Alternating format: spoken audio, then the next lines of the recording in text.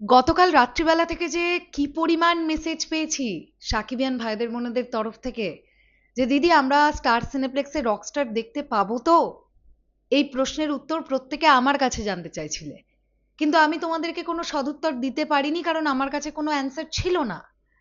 কিন্তু star cineplex যখন নিজেরাই জানিয়ে দিয়েছে কিছুক্ষণ আগে যে রকস্টার মুক্তিতে আর কোনো বাধা নেই, স্টার সিনেপ্লেক্সের প্রতিটা শাখায় রকস্টার প্রদর্শিত হবে, তাহলে আমরা বুঝে নিলাম ডিসিপি জনিত যে প্রবলেমটা গতকাল থেকে হচ্ছিল রকস্টারের সঙ্গে স্টার সিনেপ্লেক্সের ক্ষেত্রে, সেটা সলভ হয়ে গেছে। আর এটা অবশ্যই একটা দারুণ খবর। স্টার সিনেপ্লেক্সের কাছে অনুরোধ, তাড়াতাড়ি শো টাইমিংগুলো দিন অ্যান্ড অ্যাডভান্স বুকিংটা তাড়াতাড়ি ওপেন করুন রকস্টার সিনেমার জন্য।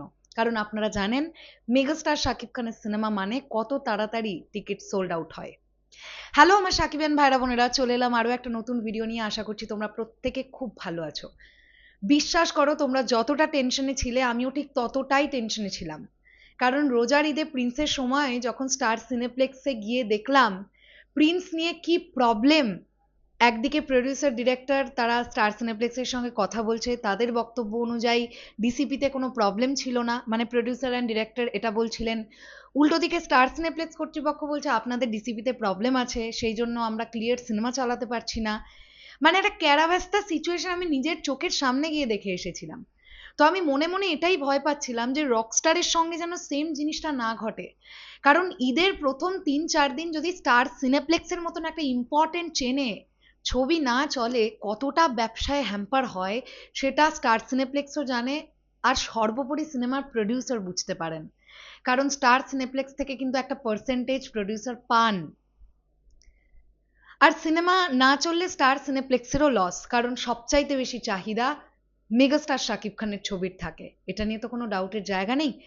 তো সেখান থেকে দাঁড়িয়ে স্টার সিনেপ্লেক্স এই 17টা মিনিট আগে পোস্ট করে দিয়েছে, আমি তোমাদের এখানে দেখিয়ে দিলাম জাস্ট ছবিটা। এখানে তারা লিখছে, এই ঈদুল আজহায় বড় পর্দায় আসছে রকস্টার, আজমান রুশো পরিচালিত এই সিনেমা প্রদর্শিত হবে স্টার সিনেপ্লেক্সে। সো যতগুলো শাখা আছে আই থিঙ্ক প্রতিটা শাখাতেই চলবে রকস্টার, কোনো প্রবলেম নেই। তো বিভিন্ন শাখায় কিন্তু স্টার সিনেপ্লেক্সের বিভিন্ন শাখায় অনেক অডিয়েন্স সিনেমা দেখতে যায়। তারা ঈদের প্রথম দিন থেকেই রকস্টার দেখতে পাবেন, অর্থাৎ আগামীকাল থেকেই। তো আমি আবারও স্টার সিনেপ্লেক্স কর্তৃপক্ষকে বলবো তাড়াতাড়ি শো টাইমিংগুলো দিন অ্যান্ড অ্যাডভান্স বুকিংটা ওপেন করুন। এটা সত্যিই খুব জরুরি।